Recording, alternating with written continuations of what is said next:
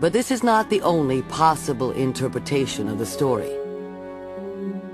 Adam and Eve can be looked at, particularly by contemporary women, as a story of liberation. You can look at Eve as the smarter one, the more aggressive one, the one who actually thinks about whether to eat that piece of fruit or not.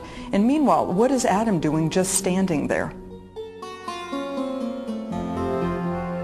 Adam and Eve had committed the first sin, and that sin is not sex. The original sin, as far as we see it in Genesis, was disobeying God. So that the original sin is arrogance. The original sin is outright rebellion and disobedience against God. For their disobedience, God punishes Adam and Eve by expelling them from the Garden of Eden. Now, everything changes. Like every generation to follow, they will know passion and they will know death. Adam is condemned to struggle to bring food from an unforgiving earth.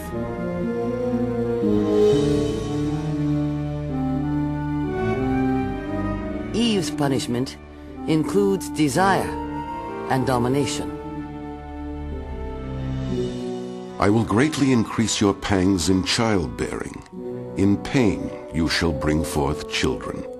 Yet your desire shall be for your husband, and he shall rule over you.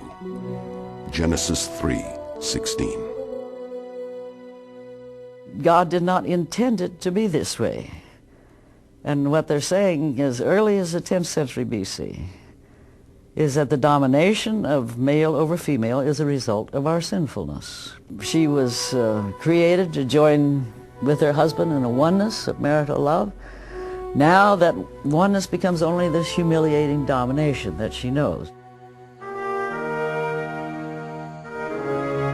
Sexual passion is a dangerous part of Eve's sentence.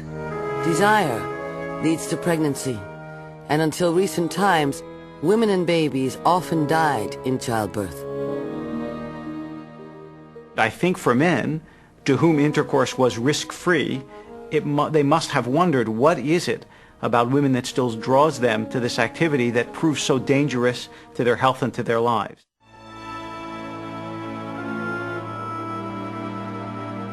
In the ancient world, a home filled with children was seen as a sign of divine favor.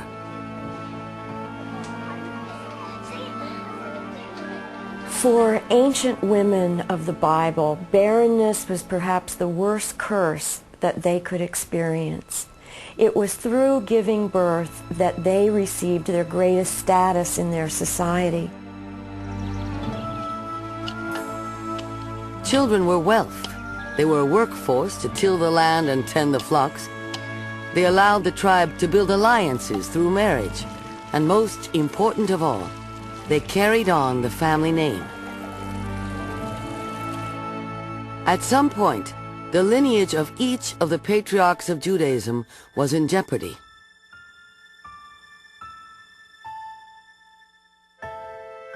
Abraham, Isaac, and Jacob.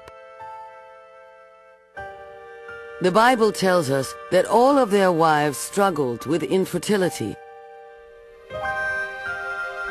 and their inability to bear children caused them unimaginable grief. When Rachel saw that she bore Jacob no children, she said to Jacob, "Give me children, or I shall die." Jacob became very angry with Rachel and said, "Am I in the place of God, who has withheld from you the fruit of the womb?" Genesis 30:1. How could it be that Sarah, Rebekah, Rachel, and Leah, the wives of the patriarchs, all had difficulty conceiving? Some scholars speculate that this is nothing more than a literary device to create drama and tension in Israel's saga. Time and again, if you have a story of an infertile matriarch, you know that they're signaling that this is going to be a special child, a child that will shape the history of Israel. I think the matriarchs are infertile in part because it creates this tremendous miraculous sense when they then give birth. When there has been, in effect, barren land for a long time, then when there is bloom, all of a sudden it seems wondrous and otherworldly and is clearly a gift of God's. Other experts find more instructive meaning in the barrenness of the matriarchs. I do believe that the stories that the matriarchs had such difficulties getting pregnant were purposely placed there in order not to take it for granted that you get pregnant. That sometimes it's hard work, sometimes you might have to go to a specialist, but I think it's a way of saying, look people, don't take it for granted. The women of the Bible would do anything to get a child to carry on their husband's name. Sarah, the wife of Abraham, was barren. Agonized by her failure to produce a child, she brought her slave Hagar to her husband to serve as a concubine or second wife.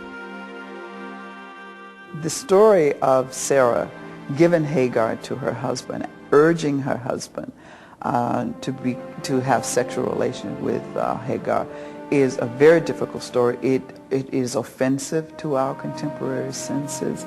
It goes against everything that we stand for: the misuse of another woman, economic exploitation of a woman, our feelings about monogamy and fidelity. Hagar duly conceives a son to carry on the name of Abraham. Once pregnant, the slave's attitude toward her infertile mistress undergoes a dramatic change. When she saw that she had conceived, she looked with contempt upon her mistress. Then Sarah dealt harshly with her. Genesis 16:4. Sarah erred in being overgiving because she couldn't sustain it. She thought she would be all right, but in fact, when she saw that Hagar had a child and she couldn't endure it, which is an interesting lesson in terms of knowing in advance how giving and how generous we can be, because later on we'll have to live with the consequences of our decisions. For 13 years, the little family is racked with bitter fighting. Then one day, the aged Sarah miraculously gives birth to her own son, Isaac. She seizes the opportunity to rid herself of Hagar.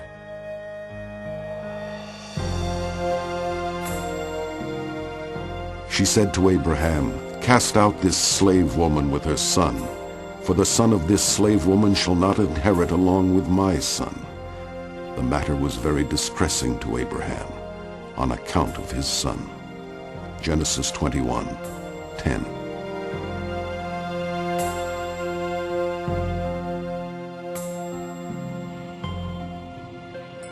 Reluctantly, Abraham does as his wife commands. Hagar and her son go to the desert with only some bread and water to sustain them.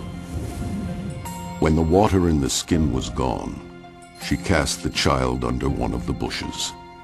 Then she went and sat down opposite him, a good way off. For she said, "Do not let me look on the death of the child." Genesis 21:15. But an angel is watching over Hagar. A well of water miraculously appears. Hagar and her son are saved, but it has been a painful ordeal. Everyone in the Bible who is polygamous gets into trouble. It never works. The best argument for monogamy is to see how badly polygamy works when it was tried in biblical times.